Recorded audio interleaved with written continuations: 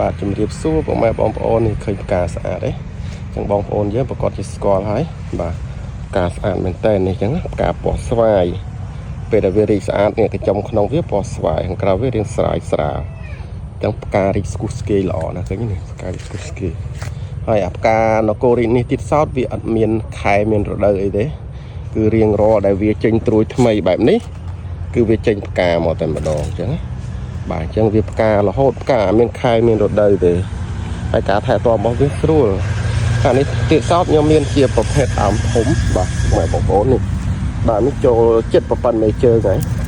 លក្ខណៈធោធំហើយកម្ពស់វាចូលប្រហែលជា2ម៉ែត្រជាង3ម៉ែត្រទេនៅទៅដល់លើឡើងផុតអាស័យនេះអាស័យនេះផុតអាស័យនេះអាស័យនេះចូល2ម៉ែត្រកន្លះ2ម៉ែត្រកន្លះឥឡូវវាផុតអាស័យទៀតអញ្ចឹងអានេះយកទៅដាំទៅគឺស្អាតតែម្ដងបាទស្អាតតែម្ដងហើយដាំទៅគឺវាចេញផ្កាឃើញទេចេញផ្កាស្រស់ស្អាតណាស់ហើយបងប្អូនដាំមុខខ្លោងទ្វារឬក៏ដីកអីយកទៅគឺស្អាតតែម្ដង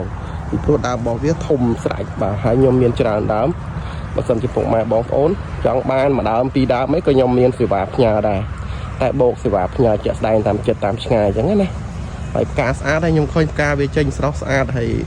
មុនខ្ញុំមិនដែលបានថតអញ្ចឹងពុកម៉ែបងប្អូនចង់បានដើមនគររីកតែផ្កាស្អាតបែបនេះអាចតំណតំណងបានបាទតំណតំណងបាននេះផ្កាចេញច្រើនតែអាផ្កានេះយើងក៏ណាវាបង្ហាញតិចទេព្រោះពេលដែលបងប្អូនយកទៅដាំផ្ទាល់ហើយវាចេញផ្កាហ្នឹងបានស្អាតតែបើលក្ខណៈផ្កានៅកន្លែងខ្ញុំចេះពេលផ្ញើទៅវាអាចរុះខ្លះនេះអានេះពោកបណ្ដោផ្កាមកទៀតហើយឃើញទេគឺផ្ការហូតនេះឲ្យទៅពេលចេញអាត្រួយខ្ចីវាមកបែបនេះគឺចេញផ្កាមកនេះត្រួយខ្ចីចេះចឹងងាយស្រួលថែមែនតើអត់មានសត្វល្អិតសត្វអីទៅស៊ីវាទេងាយស្រួលមែនតើនេះប្រឡូកបញ្ចេញការមកដបងឃើញទេចឹងស្រស់ស្អាតណាស់